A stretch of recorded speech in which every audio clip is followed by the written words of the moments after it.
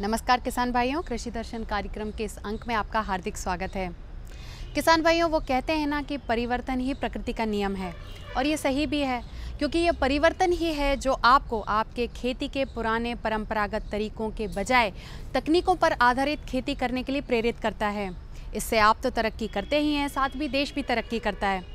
और किसान भाइयों, इसमें सबसे अच्छी बात यह है कि आप भी तकनीकों को समझना चाहते हैं, जानना चाहते हैं, उसे अपने खेती में अपनाना चाहते हैं, और इस सब में आपकी मदद करते हैं हमारे विशेषज्ञ। तो किसान भाइयों, इसी सिलसिले को आगे बढ़ाते हुए शुरू करते हैं आज का कृषि दर्शन कार्यक्रम। और कार्यक्रम की शुरुआत करेंगे सबसे पहले खबरें खेती की व मंडी भावों से।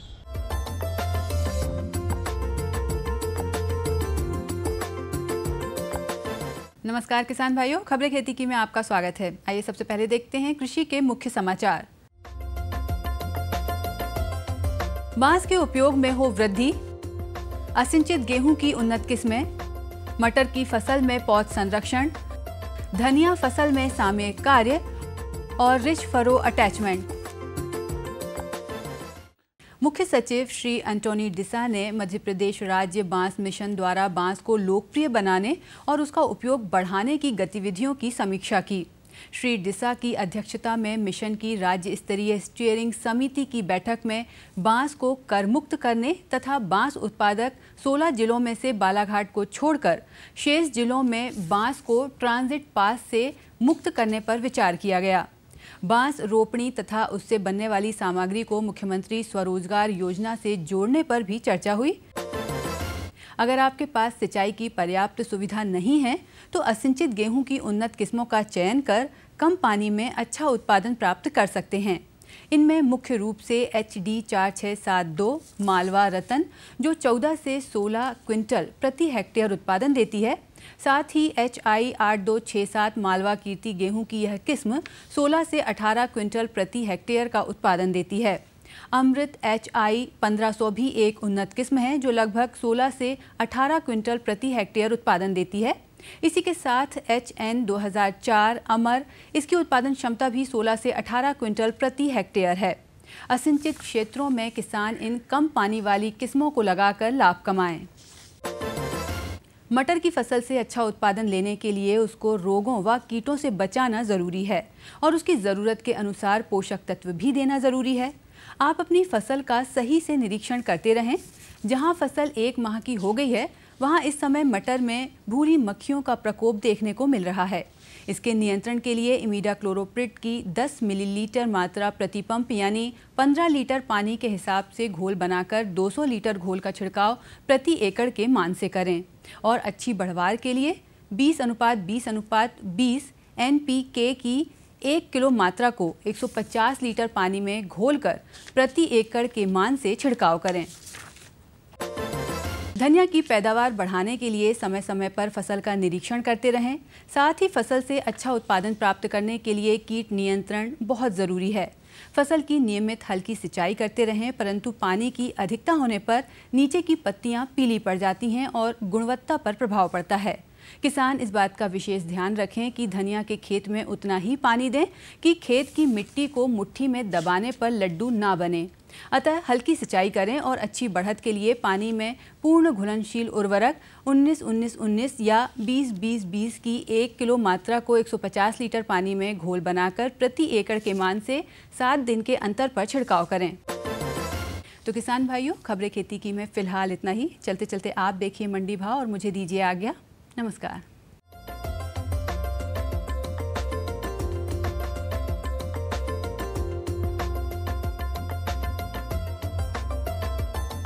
कृषि मंडी में अनाज के भाव इस प्रकार हैं।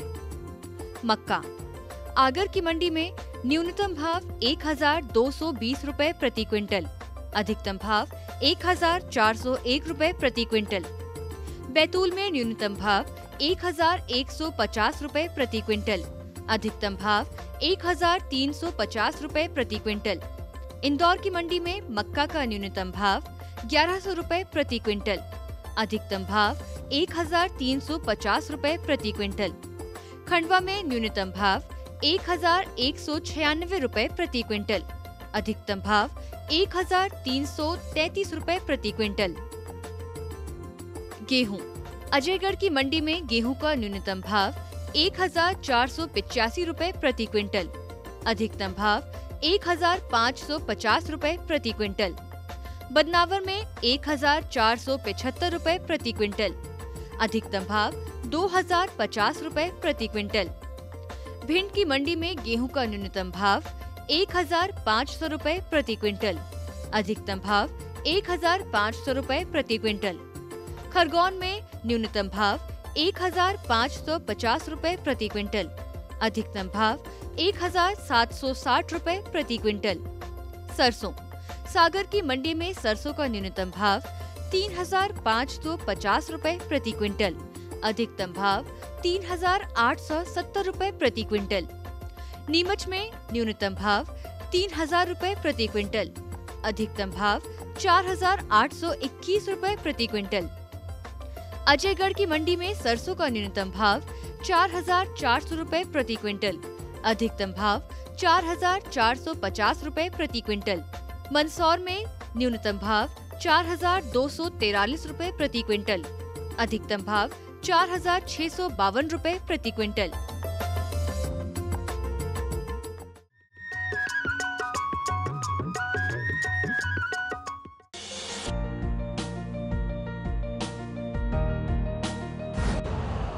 यूरिया का स्वदेशी उत्पादन 70 लाख टन बढ़ाने के लिए 6 उर्वरक संयंत्रों का उद्धार किया जा रहा है। FCIL के गोरखपुर, सिंदरी, तलचर और रामागुंडम संयंत्र, HFCL की बरौनी इकाई और BVFCL की नामरू फोर्थ। सोने पर सुहागा ये है कि देश में अब बनेगा सिर्फ नीम लेपित यूरिया, क्योंकि इससे होगा किसानों का फायदा ही फायदा। अनाज का उत्पादन 10% तक बढ़ेगा। बढ़ेगी 10 से 15% नाइट्रोजन क्षमता। अरे सुन तो। मुझे क्या सुनाना चाहते हो? जो सुनाओ मेरी सौतन को। किसको? अरे वही तुम्हारा मोबाइल फोन जिससे सुबह शाम दिन रात चिपके रहते थे और कहते थे किसान कॉल सेंटर से बातें हो रही हैं। अच्छा ये बात है। हाँ क्यों, क्या हुआ? अब बात नहीं होती क्या? अब तो झट से बात हो जाती है। ऐसा क्या? हाँ, अब तो ज्यादा लाइनें और खास तकनीक के कारण खेती के माहिरों से तुरंत बात हो जाती है। और अगर कभी लाइन व्यस्त हो तो अपनी समस्या फोन पर रिकॉर्ड करा दो, वहाँ से फोन आ जाता है और समस्या की हल का मैसेज भी आ जाता है। ये देखो आ गया। अरे वाह, इसका मतलब इंतजार की घड़ी अब खत्म। हाँ, तभी मैं सोचूं कि आजकल मुझ पर इतना प्यार क्यों आ रहा है। कृषि संबंधी समस्याओं का अपनी भाषा में तुरंत हल पाने के लिए पूरे भारत में किसी भी फोन से हेल्पलाइन नंबर पर संपर्क करें। किसानों का दोस्त किसान कॉल सेंटर। ये बदलाव क्या है भैया? ये बड़े काम की चीज है। इंसान की सोच में अगर बदलाव आ जाए तो सब कुछ मुमकिन है, सब कुछ संभव है। अब ये बदलाव फिर आ रहा है। हर सूरत की मुस्कान में वो आपको दिखाई देगा। तो चलिए एक नई शुरुआत करते हैं, कुछ बदलाव करते हैं। दूरदर्शन किसान, एक नया चैनल जहां बातें होंगी बदलाव की और आपके कल की बेहतर शुरुआत की। छेड़ो बातें बदलाव की।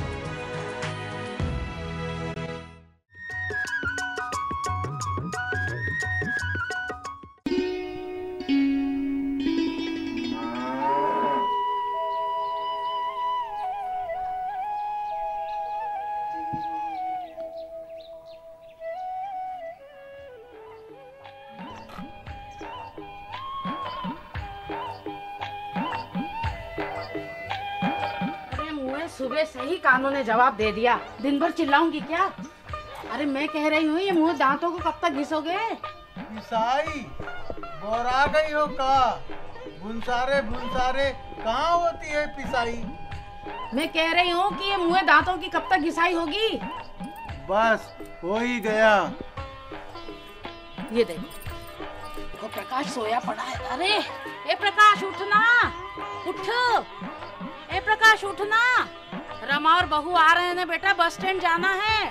उठ, सुन, बस स्टैंड जाना है ना, उठ जा उठ जा उठ जा। माँ भी बहुत समय कहाँ उठा रही तू सुबह सुबह। अरे उठ जा, जानवरों को चारा पानी भी देना है। उठ जा, रमा आ रही, कुछ सौदा भी ले आना। उठ। तेरी तानाशाही नहीं जाएगी माँ। तानाशाही काहे की रे? 2 महीने से अकेले मर खप रही हूँ। 1 महीने से बहू मायके में है और 6 महीने बाद अपनी बेटी को देखूंगी। न जाने मुआ कैसा कॉलेज है, छुट्टी ही नहीं देता है। अरे वो खेती की पढ़ाई कर रही माँ। ये शहर वाले खेती की पढ़ाई कब से कराने लग गए? तेरी समझ में नहीं आएगा, जा काम को। कहाँ थी? कहाँ चल दी? खेत में खाद डालने जा रहे हो? सवेरे सवेरे कहाँ जाते हैं? ये शौचालय किसके लिए बनवाया? जानवरों के लिए? अपनी शौचालय में उतरती नहीं है जब तक खुला खुला वातावरण ना हो। आप जैसे लोगों के लिए गांव वालों ने एक बहुत बड़ी टीम बनाई है। आप जैसे ही खेत में बैठोगे ना, वो लोग पत्थर मारना चालू कर देंगे। चलो अंदर, चलो आओ।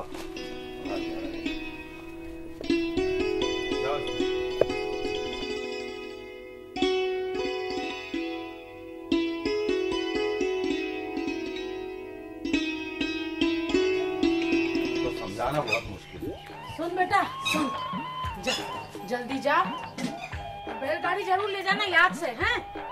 अरे माँ, सड़क से अपना घर है कितनी दूर, पैदल आ जाएंगे। अरे सामान कितना होगा उनके पास? क्या सिर पे लाद के लाएंगी अपने? मैं हूँ, रमा है, आशा है, तीनों मिलजुल के उठा लेंगे। हाँ।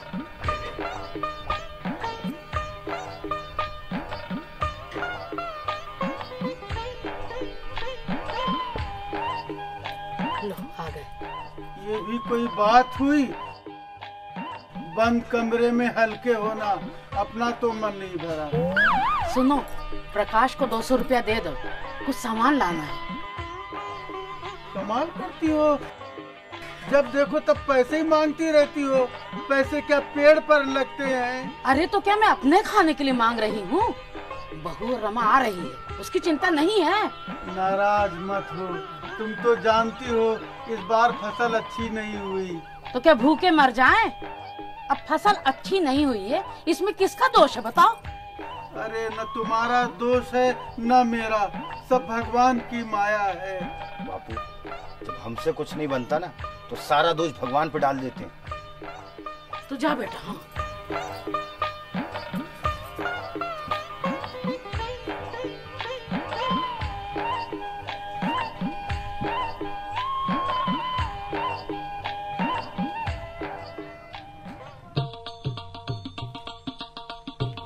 सुनो, क्या है? कहाँ जा रहे हो? पंचायत घर तक। हाँ तो लौटते समय ये दही ले आना थोड़ी, जाओ। बही? बही का क्या करोगी? अरे कान तो है ना ऐसे, बही नहीं कह रहे हम, कह रहे हैं दही। दही दही ले आना, इसमें बही कैसे लाओगे? अच्छा ठीक है, समझ लिया, दही लाना है। हाँ। पर इतना चिल्ला काहे को रही हो? कान ससुर इतने खराब तो रही है।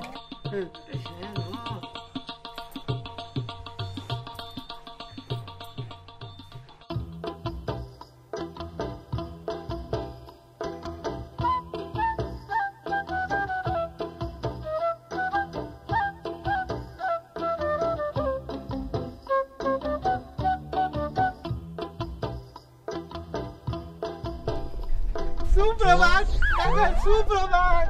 क्या बोला? सुप्रभात। जूता लात? तू हमको जूता लात बोलता है? काका हम पे ऐसे गरम हो जाते हो आप बार बार। जूता लात बोला? तेरी तो बताता हूँ मैं तुझको।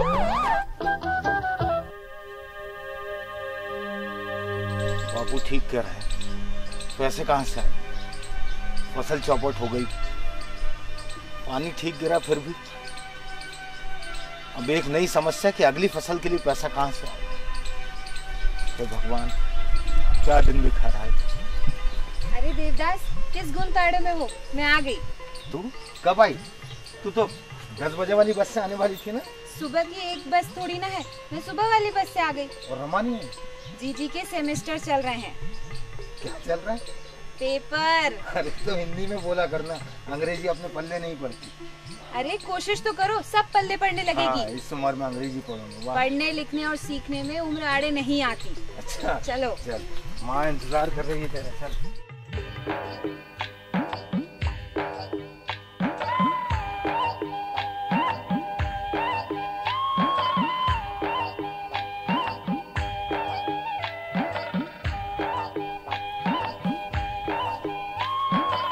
रमा, आ गई तेरी बहू। हाँ, आजा, जीती रह।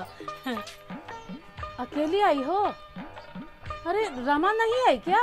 माँ जी, जीजी को कॉलेज से छुट्टी नहीं मिली। छुट्टी नहीं मिली कि तुम उसको लाई नहीं हो? हाँ। अरे माँ जी, कैसी बात करती हैं आप? जीजी पढ़ाई कर रही हैं, उनको छुट्टी नहीं मिली। ऐसा कौन सा कॉलेज है भाई, पढ़ाई होती रहती है, छुट्टी मिलती नहीं है।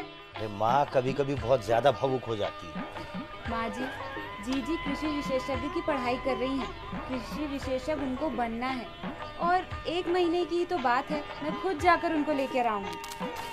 6 महीने हो गए हैं, रमा का मुंह नहीं देखा है हमने, इसलिए कह रहे थे। हाँ।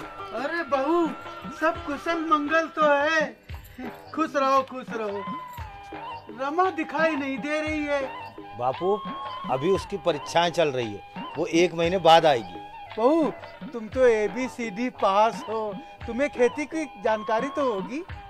हाँ बाबूजी, है, बिल्कुल है। अच्छा, तो इस बार हमारे खेतों में फसल अच्छी काहे नहीं हुई? बाबूजी, इसका कोई एक कारण नहीं है, कई कारण हो सकते हैं। जैसे सबसे पहला कारण है वर्षा। अगर फसल के अनुरूप पर्याप्त बारिश नहीं हो पाती तो इसका असर फसल के उत्पादन पे भी पड़ता है। पर इस बार बारिश तो ठीक ठाक हुई है।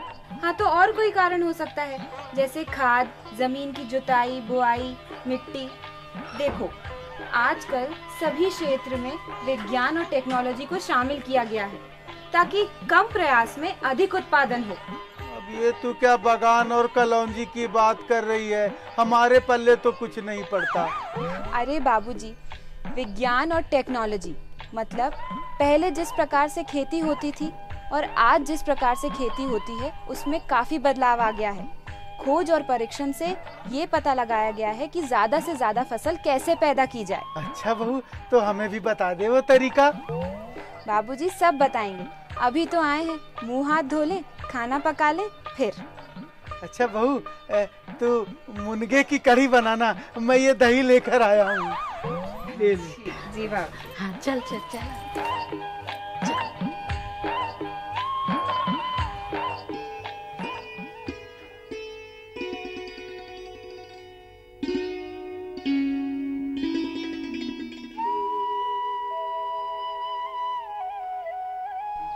साहब आ रहे हैं शहर से, अभी बताएंगे फसल के बारे में। हाँ, आइए सर। आ गए साहब।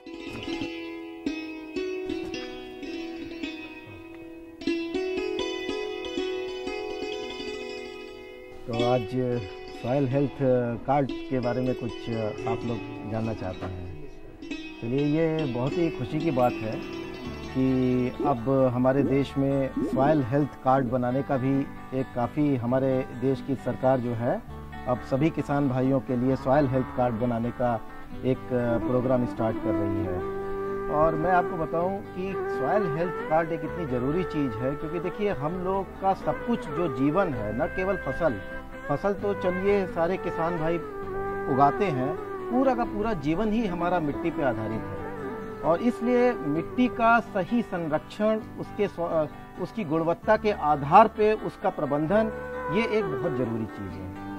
और सॉइल हेल्थ कार्ड में एक्चुअली मैं आपको दिखाऊंगा सॉइल हेल्थ कार्ड कैसा होता है। सॉइल हेल्थ कार्ड में क्या है कि हम आपके खेत की मिट्टी का नमूना लेते हैं, उसको प्रयोगशाला में भेजा जाएगा और प्रयोगशाला में भेज के उस मिट्टी में जो भी पोषक तत्व हैं या उसमें कोई अम्लीयता तो नहीं है, कोई क्षारीयता तो नहीं है, उसकी एसिडिटी या बेसिसिटी जिसको हम लोग बोलते हैं, तो वो सारी चीज़ों का आकलन किया जाएगा। और इस आकलन के आधार पे आपको फिर सॉइल हेल्थ कार्ड दिया जाएगा। तो देखिए, ये सॉइल हेल्थ कार्ड इस टाइप का, ये कार्ड हर एक किसान भाई को दिया जाएगा, हर एक किसान भाई। और इसमें सबसे खास चीज़ ये है कि जैसे आप डॉक्टर के पास जाते हैं, उनका ब्लड टेस्ट करवाते हैं, तो वो ब्लड रिपोर्ट देता है, उसके आधार पे फिर जो आपका असली डॉक्टर है, फिजिशियन जिसको बोलते हैं, वो आपको बताता है कि क्या बीमारी हुई है या क्या अब आपका उपचार किया जाना चाहिए। तो इसी प्रकार से इस सॉइल हेल्थ कार्ड के 2 भाग हैं। एक भाग ऐसा है जिसमें कि आपके जो सॉइल में जितने भी पोषक तत्व होते हैं उनकी कितनी मात्रा है, जैसे नाइट्रोजन हो गया, फास्फोरस हो गया, पोटेशियम हो गया, सल्फर, जिंक, आयरन, बोरॉन, उनकी कितनी मात्रा है वो आपको बताई जाएगी, और ये भी बताया जाएगा कि वो कम है कि ज़्यादा है, किस मात्रा में उपलब्ध है। उसके बाद इन मात्राओं के आधार पर आपको फसलों के लिए गेहूं, चावल और भी जो कपास, गन्ना, उसके लिए कितनी उर्वरक की मात्रा की आवश्यकता होगी। यहाँ मैं किसान भाइयों आपको एक बात बताना चाहता हूँ कि इस उर्वरक में सिर्फ यूरिया या डीएपी की हम बात नहीं कर रहे हैं। मतलब हमने आपको जैसे बताया कि बहुत सारे पोषक तत्व होते हैं, और उन सारे पोषक तत्व में से किसकी किस मात्रा में आवश्यकता है वो सारी आपको फर्टिलाइजर रिकमेंडेशन इस सॉइल हेल्थ कार्ड में दिया जाएगा। साहब, ये अगर सॉइल हेल्थ कार्ड किसी को बनवाना हो तो वो इसे कैसे बनवा सकता है? जी, ये बहुत अच्छा प्रश्न किया आपने। देखिए, मैं आपको बताऊं कि हमारी जो भारत सरकार है उन्होंने एक सॉइल हेल्थ कार्ड स्कीम शुरू की है, और इसी साल वो स्कीम शुरू की है। एक चीज़ मैं सारे किसान भाइयों को ये भी बताना चाहूँगा कि यूनाइटेड नेशंस ने इस साल वर्ष 2015 को इंटरनेशनल ईयर ऑफ सॉइल यानी कि अंतर्राष्ट्रीय मृदा वर्ष घोषित किया हुआ है। हम अपने संस्थान में पिछले कई महीनों से मना रहे हैं, और इसी वर्ष हमारे सरकार ने भी 14.5 करोड़ सॉइल हेल्थ कार्ड अपने देश के किसानों को देने का निर्णय लिया है, और यह वर्ष ये कार्य 3 सालों में पूरा किया जाएगा, और हर एक किसान को एक सॉइल हेल्थ कार्ड दिया जाएगा, जिसमें कि उर्वरक अनुशंसा जैसे कि मैंने अभी आपको बताया वो रहेगी। सिर्फ मेरा ये अनुरोध है कि मिट्टी का नमूना लेने के लिए लोग आएंगे। किसान भाइयों को ये मैं एक्सपेक्ट करता हूँ, और ये सही है कि सारे किसान भाई उन लोगों के साथ कोऑपरेट करें, उनके साथ मिल करके काम करें, और वो जो प्रश्न पूछेंगे उसकी जानकारी वो उनको दें। जैसे कुछ चीज़ें हैं जो कि किसान भाई ही बता सकते हैं उन लोगों को कि भाई कौन कौन सी फसल आप लेते हैं, क्योंकि ये सारी जानकारी दी जाएगी तभी तो सॉइल हेल्थ कार्ड अच्छा बनेगा ना। इसके लिए हम क्या कर सकते हैं साहब? हाँ, जैसे कि मैं अभी आपको यही बता रहा था कि जब भी लोग आपके पास आए तो आपको ये बताना होगा, आपको अपने सबसे पहले तो आप ये बताएं कि आपका कितना खेत है, कहाँ कहाँ है। आप उनके साथ जाएं, उनके साथ सहयोग प्रदान करें मिट्टी का नमूना लेने में, क्योंकि मिट्टी का नमूना लेना भी एक काफ़ी मतलब परिश्रम का कार्य है। और साथ ही साथ जब मिट्टी का नमूना वो ले लें तो उसके साथ एक कार्ड होगा, उस कार्ड में आप अपने खेत का जो आपका क्रम संख्या है, आप अपना नाम, ये सारी चीज़ें उनको बताएं, और आप भूतकाल में क्या क्या फर्टिलाइजर डालते आ रहे हैं, ये सारी चीज़ें वो आपसे प्रश्न पूछेंगे, और आपको उनके साथ पूर्णतया सहयोग प्रदान करना है। सर, इस सॉइल हेल्थ कार्ड से हम किसानों को क्या क्या लाभ प्राप्त होंगे? जी, देखिए, मैं आपको बताऊं कि इसमें कई तरीके के बहुत सारे इसके लाभ हैं। देखिए, सबसे पहला लाभ तो ये है कि जैसे किसान भाई अपनी पद्धति के आधार पे बहुत वर्षों से उर्वरक या फर्टिलाइजर्स का प्रयोग करते आ रहे हैं। अब ये नहीं मालूम कि वो कम डालते आ रहे हैं या ज़्यादा डालते आ रहे हैं, क्योंकि उनके मिट्टी का नमूना तो कभी टेस्ट हुआ ही नहीं। तो जब ये टेस्ट रिजल्ट आ जाएंगे तो सबसे पहली चीज़ तो किसान भाइयों को ये पता चलेगा कि कितना फर्टिलाइजर डालना है। बहुत सारे केस ऐसे हो सकते हैं कि वो जितना डाल रहे थे शायद आवश्यकता से अधिक डाल रहे थे, तो उनकी कम अगर वो अपनी उर्वरक प्रयोग करेंगे तो उनके पैसे की बचत होगी, क्योंकि उपज में तो कोई कमी आएगी नहीं, उपज में कोई कमी नहीं आएगी, क्योंकि हम तो बिल्कुल जो उचित मात्रा है उसको बोल रहे हैं। और ऐसा भी हो सकता है कि कुछ किसान कम डाल रहे थे, तो जब वो अपनी फर्टिलाइजर की और मात्रा बढ़ा देंगे तो उनकी पैदावार में वृद्धि होगी। तो ये तो एक फायदा है। दूसरा फायदा मैं आपको बताऊं कि देखिए, उपज तो एक अपने आप में चीज है जिससे कि हमारे हर एक किसान, सब लोग, क्योंकि उससे हमारे आमदनी निर्भर करती है, लेकिन इसके अलावा हमारी मिट्टी का स्वास्थ्य, एक चीज मैं आपको बताऊं कि अगर मिट्टी का स्वास्थ्य खराब हो गया धीरे धीरे और वो इस स्थिति में पहुंच गया तो फिर उसको सुधारा नहीं जा सकता। बहुत सारे सूक्ष्म तत्व होते हैं, तो इसलिए मिट्टी का स्वास्थ्य भी ठीक रहे, जिससे कि जो उपज किसान भाई आज प्राप्त कर रहे हैं वो सिर्फ आज न प्राप्त करें, हमेशा निरंतर प्राप्त करते रहें। तो इसमें सूक्ष्म तत्व जैसे जिंक, आयरन, आपका जस्ता, लोहा, तांबा, मैंगनीज, इसके अलावा कुछ मिट्टियां ऐसी भी होती हैं, हर एक किसान भाई की नहीं होंगी, लेकिन कुछ मिट्टियां ऐसी होती हैं जो कि जिनको कि हम लोग प्रॉब्लम सॉइल बोलते हैं, मतलब उसमें अम्लीयता या क्षारीयता बहुत ज्यादा हो जाती है। जैसे बहुत ज़्यादा, जैसे आपने देखा होगा कुछ मिट्टियों में बहुत ज़्यादा सफ़ेद सफ़ेद नमक रहता है, जिसको कि हम बोलते हैं कि साल्ट अफेक्टेड सॉइल।